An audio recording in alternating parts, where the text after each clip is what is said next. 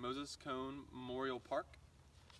This here is known as the Flat Top Manor. Moses Cone Memorial Park was donated to the National Park Service in 1950.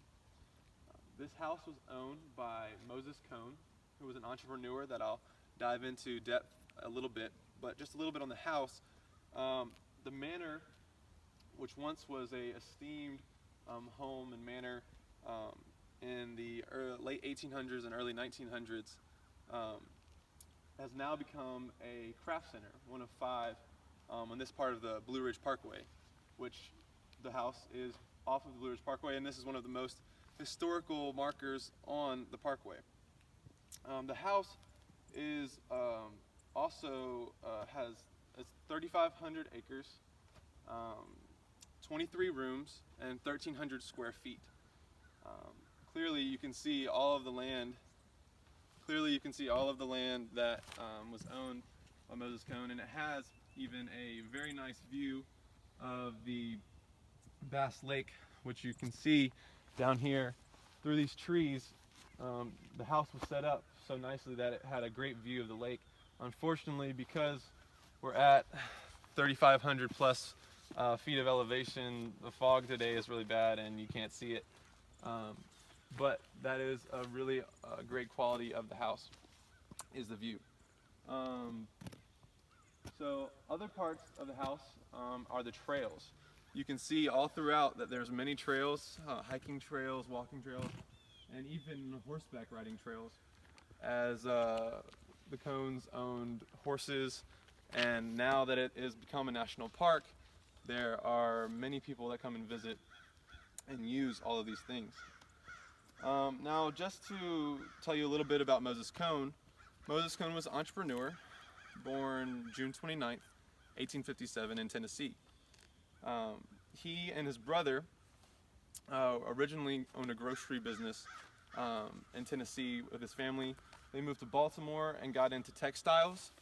And once they got into textiles, they really started booming when they got into the Gilded Age. So the Gilded Age was after the war, and the two really, as entrepreneurs, started growing their textiles and denim business. Their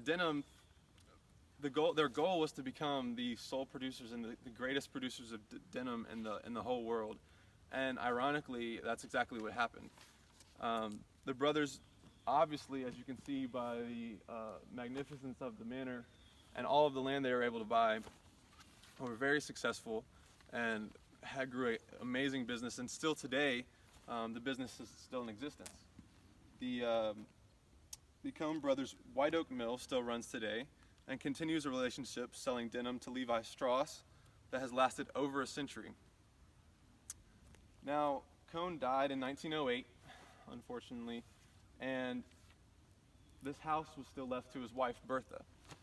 Bertha lived to the late 1940s, where eventually the house went to their hospital they founded with all of the money that they made, and the hospital donated this manor and all of the land to the National Park Service.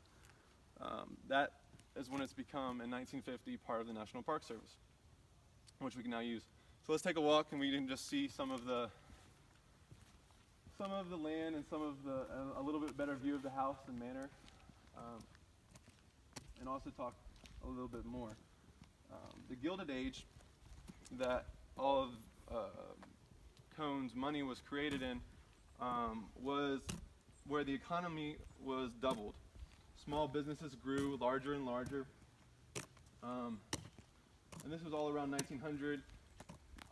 Originally, people worked for themselves and provided for themselves, but by the 1900s, everyone was working for an employer, and many people were very powerful.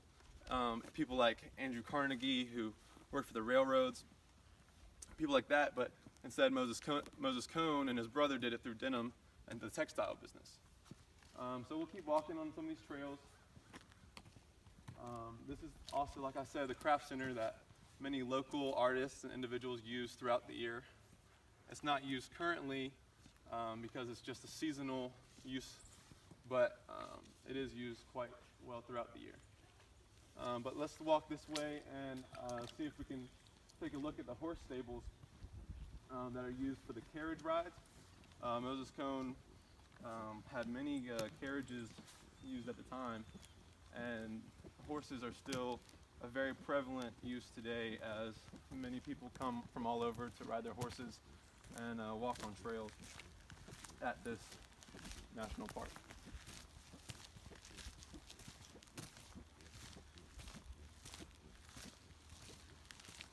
And I mentioned a little earlier that the Cones had a hospital that they had founded, but what I didn't mention is all of the things that they did with their money afterwards.